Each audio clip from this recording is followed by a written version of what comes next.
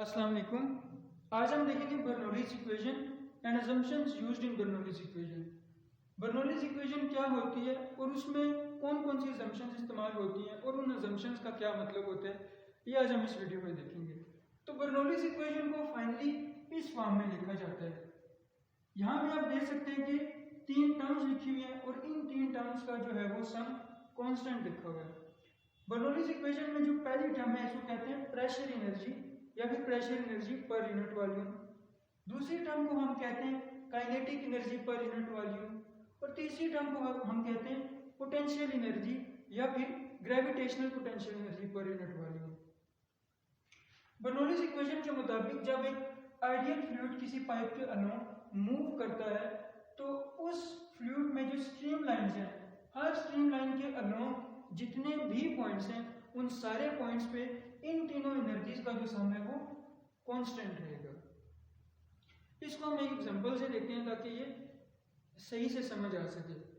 Example के लिए जो है वो हमने इस फ्लूइड की जो है वो 5 स्ट्रीम लाइंस ली हैं और हम तीसरी स्ट्रीम लाइन को देख लेते हैं।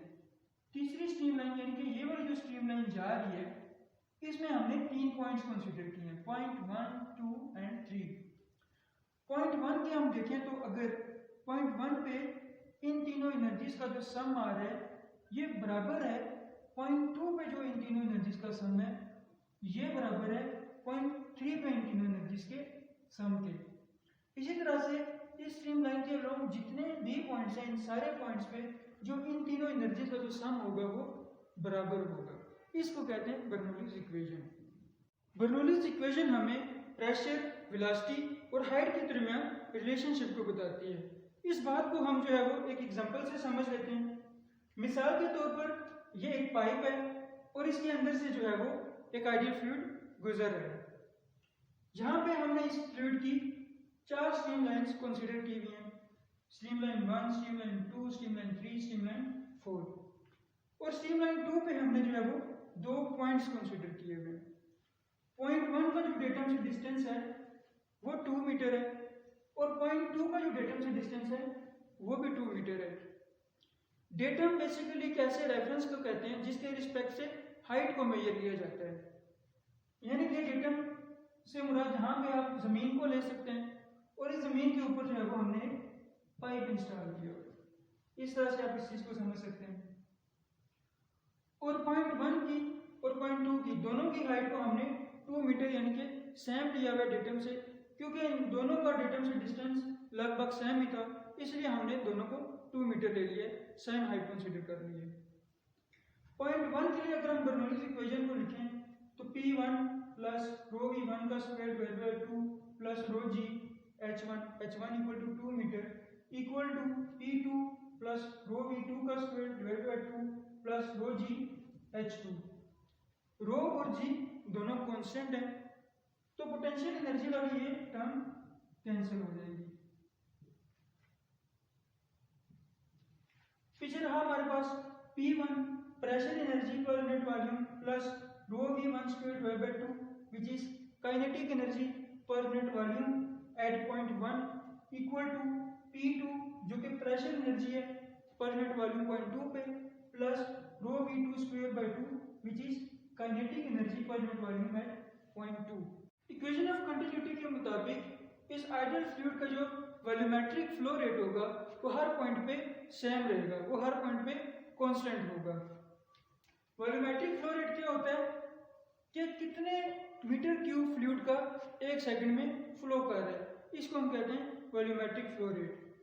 ये इक्वल होता है A which is cross sectional area V into V which is velocity. अब यहाँ पे पॉइंट 1 पे जो वॉल्यूमेट्रिक फ्लो रेट है वो बराबर होगा पॉइंट 2 पे जो वॉल्यूमेट्रिक फ्लो रेट है। अब पॉइंट 1 पे जो है वो क्रॉस सेक्शनल एरिया हमने माना है कि ये जो है वो इसकी वैल्यू 3 मीटर स्क्वायर है और पॉइंट 1 पे जो वेलोसिटी की वैल्यू हमने मानी है वो 2 मीटर पर सेकंड मानी है इक्वल्स टू पॉइंट 2 पे जो क्रॉस सेक्शनल एरिया है वो कम है, इस वजह से इसकी वैल्यू मान लेते हैं कि ये 1 मीटर स्क्वायर है। अब ये दोनों लेफ्ट हैंड साइड और राइट हैंड साइड ये बराबर तभी आएंगी जब V2 की वैल्यू 6 मीटर पर सेकंड होगी। ये दोनों साइड तभी इक्वल होंगी जब V2 की वैल्यू 6 मीटर पर सेकेंड आएगी।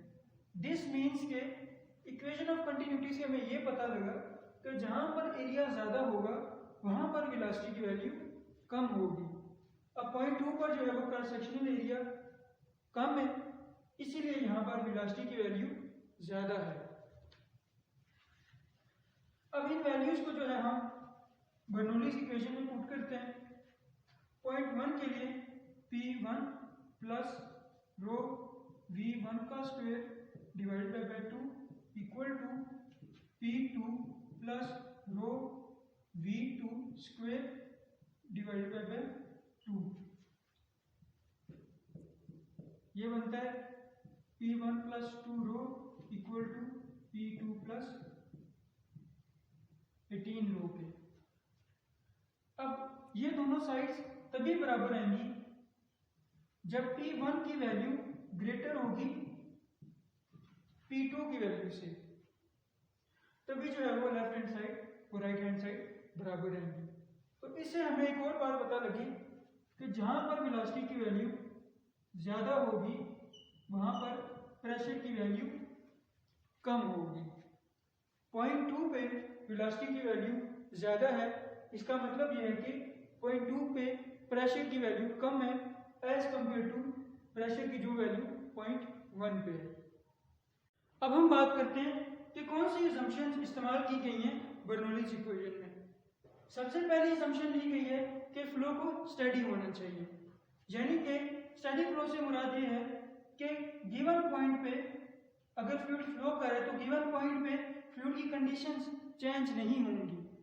यानी कि अगर पॉइंट 1 पे वेलोसिटी की वैल्यू 3 मीटर पर सेकंड है और प्रेशर की वैल्यू 20 किलो पास्कल है, तो यहाँ पे पॉइंट 1 पे 1 घंटे बाद, 2 घंटे बाद, 3 घंटे बाद वेलोसिटी की वैल्यू कांस्टेंट ही रहेगी, यानी कि 3 मीटर पर सेकंड ही रहेगी और प्रेशर की वैल्यू 20 किलो पास्कल ही रहेगी। यानी कि पॉइंट 1 पे with respect to time velocity, pressure यानी कि फ्लूइड की कंडीशंस चेंज नहीं होंगी। इसी तरह से पॉइंट 2 पे अगर V2 की वैल्यू 6 मीटर पर सेकंड है और P2 की वैल्यू 15 किलो पास्कल है, तो यहाँ पे भी ये वैल्यूज पॉइंट 2 पे with respect to time change नहीं होंगी। इसको कहते हैं स्टेडी फ्लो। दूसरी असम्पशन ये ली गई है कि फ्लूइड को नॉन विस्कोस होना चाहिए, यानी कि फ्लूइड की लेयर्स के दरमियान कोई रेजिस्टेंस ना हो। नॉर्मली क्या होता है, नॉर्मली ये होता है अगर विस्कोस फ्लूइड है तो उसमें ये जो लेयर्स होती हैं एक दूसरे को रेजिस्ट करती हैं, यानी कि ये वाली लेयर अपने ऊपर वाली लेयर को रेजिस्ट करेगी ताकि आगे मूव ना कर पाए, ये वाली लेयर अपने ऊपर वाली लेयर को रेजिस्ट करेगी ताकि ये आगे मूव ना कर पाए। लेकिन हमारी असम्पशन के मुताबिक जो ये फ्लूइड जो फ्लो होना चाहिए, जो फ्लूइड होना चाहिए, ये नॉन विस्कोस होना चाहिए, यानी कि ये लेयर्स एक दूसरे को रेजिस्ट ना करें, यानी कि विस्कोसिटी 0 हो। इससे हमें ये भी पता लगा कि विस्कोसिटी एक ऐसा फैक्टर है जो फ्लूइड के फ्लो रेट को कंट्रोल करता है। तीसरी असम्पशन जो हमारे पास है वो ये है कि फ्लूइड इनकम्प्रेसिबल होना चाहिए, यानी कि फ्लूइड की डेंसिटी जो है वो through out the flow constant रहेगी। चौथी कंडीशन जो है, चौथी कंडीशन को हम कहते हैं इरोटेशनल फ्लो, यानी कि जो फ्लूइड के पार्टिकल्स हैं वो अपने एक्सिस के अबोव रोटेट ना करें। तो ये असम्पशंस ली गई हैं बर्नौलीज इक्वेशन में।